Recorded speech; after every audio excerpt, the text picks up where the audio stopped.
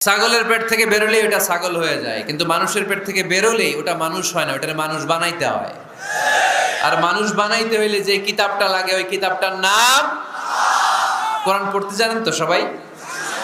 Reading দেখে পড়তে জানেন? একটা অক্ষর পড়লে 10টা নেকি দেয় কে? এক আয়াত পড়লে জান্নাতে আপনার ফ্ল্যাট এক এক তলা লম্বা করে দেয় কে? পৃথিবীর আর কোনো কিতাবের ব্যাপারে এই ঘোষণা আছে? রবীন্দ্রসঙ্গীত তেলাওয়াত করলে এক অক্ষরে কত সওয়াব? সওয়াব নাকি মাইর? নজরুল সঙ্গীত তেলাওয়াত করলে এক শব্দে কত সওয়াব? বাইবেল পড়লে, গীতা পাঠ করলে, রামায়ণ, শ্রীমদ ভাগবত গীতা, কোনো সওয়াব আছে? কিন্তু কোরআনের একটা অক্ষর পড়লে আমলনামায় 10 নেকি দিবে কে? যারা কোরআন পড়তে জানি না, কোরআন যেন শিখে নেই। এইখানে মাদ্রাসা আছে। এক ভাই সিনেমা কিনে